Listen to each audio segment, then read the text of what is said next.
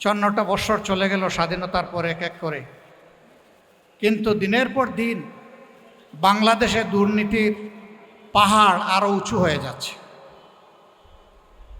15.5 বছর যারা ক্ষমতায় ছিলেন, এর আগে যারা ছিলেন, তার আগে যারা ছিলেন, তার আগে যারা ছিলেন, কেউ বুকে হাত দিয়ে বলতে পারবেন না যে আমাদের সরকারের সময় কোনো দুর্নীতি হয় নাই। আলহামদুলিল্লাহ 2001 থেকে 6 সাল 4 দলীয় জোটের একটি সরকার ছিল, সেখানে আমাদের 2 জন মন্ত্রী ছিলেন। আল্লাহর এই 2 বান্দা আল্লাহকে ভয় করে চেষ্টা করেছেন কোনো প্রকার দুর্নীতির সাথে কোনো সম্পর্ক না রাখার জন্য।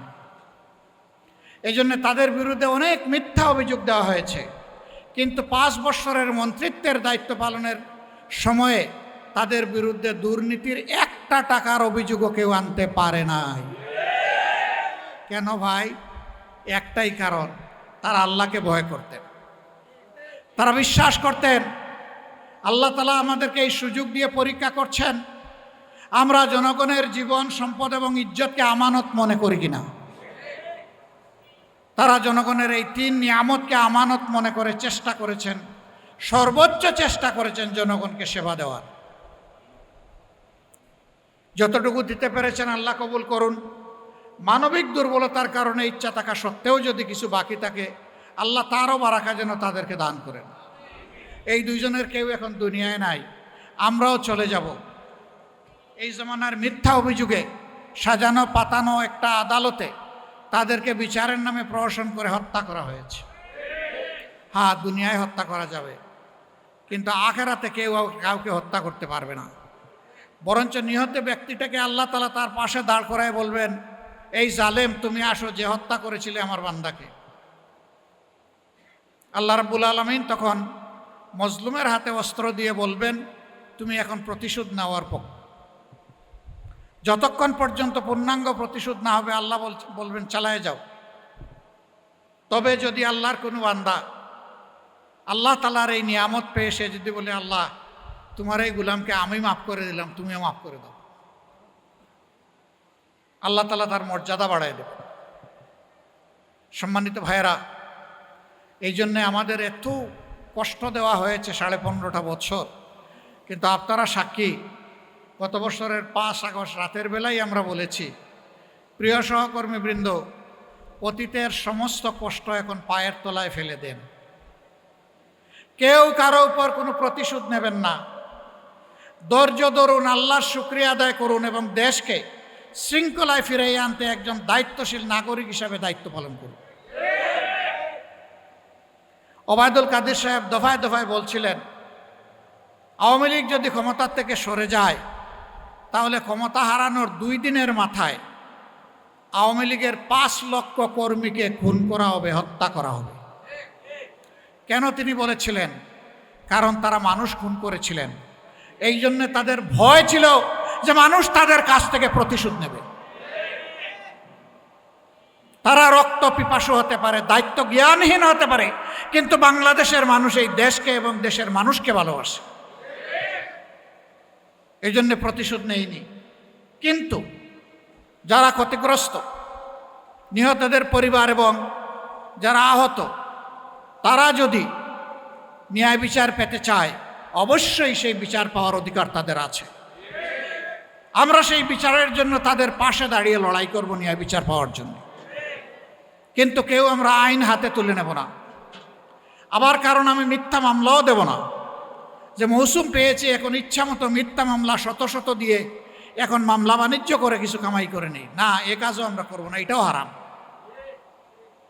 সম্মানিত ভাইরা, 5 তারিখের পট পরিবর্তনের পরে সবাই যদি এই ধৈর্যটা ধরত, সবাই যদি মানুষকে সম্মান করত, সবাই যদি দেশটাকে ভালোবাসত, তাহলে রাস্তাঘাটে আজকে মানুষের কণ্ঠে কণ্ঠে, আজকে মানুষের মুখে মুখে এই কথাটা শুনতে হতো না, দেশ আজ চাঁদাবাজদের দখলে।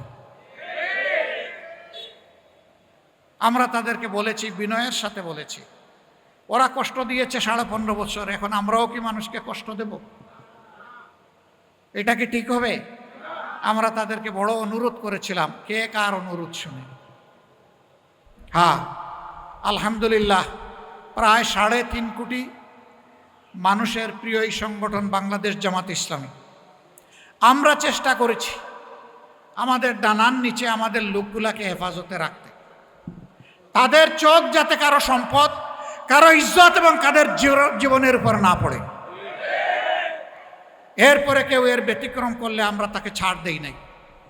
আমরা দেখানো বিচার করি না, আর দেখানো বহিষ্কারও আমরা করি না।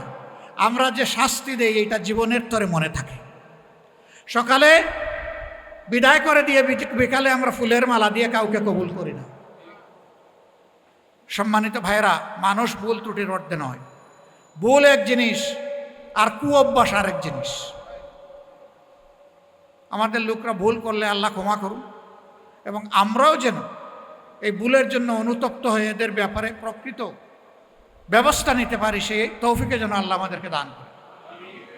আমাদের কমিটমেন্ট তিনটা। এদেশের মানুষ দফায় দফায় সবাইকে দেখেছে, সব আদর্শ, ব্যক্তির আদর্শ, দলের আদর্শ, সব পরীক্ষা নিরীক্ষা শেষ। একটা জায়গায় পরীক্ষা বাকি আছে, সেটা হলো আল্লাহর দেওয়া কোরআনের আদর্শ। আমরা বিশ্বাস করি এবং এটিই সত্য কথা। কোরআনের আদর্শের ভিত্তিতেই যদি সমাজ পরিচালিত হয়, আলহামদুলিল্লাহ সকল দল মতের মানুষ, সকল ধর্ম বর্ণের মানুষ, তারা সব ধরনের নিরাপত্তা এবং অধিকার ভোগ করবে ইনশাল্লাহ। এই অধিকার নিশ্চিত করার জন্য আমাদের 3 দফা অঙ্গীকার। নাম্বার 1, এই দেশের গুণে ধরা শিক্ষা ব্যবস্থাকে ইনশাল্লাহ আমরা পাল্টে দিতে চাই। যেই শিক্ষা মানুষকে মানুষ বানাবে সেই শিক্ষা চাই। আমাদের 2 নম্বর অঙ্গীকার, আমরা দুর্নীতির জড় কেটে দিতে চাই। আপনারাও কি চান? আমাদের পাশে দাঁড়াবেন? সমাজকে নিয়ে দাঁড়াবেন? ইনশাল্লাহ আমরা দুর্নীতি সবাই মিলে নির্মূল করতে পারবো ইনশাল্লাহ। আমাদের 3 নম্বর অঙ্গীকার, সমাজের সব জায়গায় সামাজিক ন্যায় বিচার প্রতিষ্ঠা করতে হবে। তাহলে আর রাস্তাঘাটে নেমে কাউকে অধিকারের জন্য আন্দোলন করতে হবে না। যার অধিকার সে ঘরে বসে সম্মানের সাথে পাবে ইনশাআল্লাহ।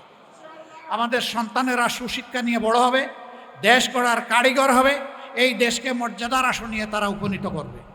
আমরা এমন একটি দেশ, শান্তির দেশ, এমন একটি দেশ, ভালোবাসার দেশ, এমন একটি দেশ, মানবিক বাংলাদেশ, এই দেশবাসীকে আমরা উপহার দিতে চাই। আল্লাহ যেন আমাদেরকে তৌফিক দান করেন। আপনারা কষ্ট করে এসেছেন, আমাদের কথাগুলো শুনেছেন, এখানেই যেন শেষ না হয়। সবাই মিলে এখান থেকে আমাদের নতুন আন্দোলনের সূচনা হোক। এই 3 দফার ভিত্তিতে আমাদের একটি উন্নত ভালো শিক্ষা, আমাদের জড় কাটা, নির্মূল করা অভিযান, দুর্নীতির বিরুদ্ধে, এবং সমাজের সর্বক্ষেত্রে সবার জন্য ন্যায় বিচার প্রতিষ্ঠা করা। আল্লাহ তাআলা আমাদেরকে তৌফিক দান করুন। সময় আপনারা যা দিলেন আমরা কৃতজ্ঞ। আমি সুস্থতা পুরাপুরি এখনও ফিরে পাইনি, শারীরিক দুর্বলতা এখনও রয়ে গিয়েছে। আমার কণ্ঠে কমজোরি আপনারা অনুভব করছেন। দোয়া করেন আল্লাহ যতদিন হায়াত দিবেন মানুষের জন্য যেন আমরা লড়াই করে যেতে পারি। কথা দিচ্ছি ইনশাআল্লাহ মানুষের মুক্তি অর্জন না হওয়া পর্যন্ত কেউ আমাদেরকে থামাতে পারবে না। আমরা থামবো না, আমরা গন্তব্যের দিকে দেশবাসীকে নিয়ে এগিয়ে যাব। আল্লাহ হাফেজ। বাংলাদেশ জিন্দাবাদ, বাংলাদেশ জামাতে ইসলামী জিন্দাবাদ। আসসালামু আলাইকুম ওয়া রাহমাতুল্লাহ।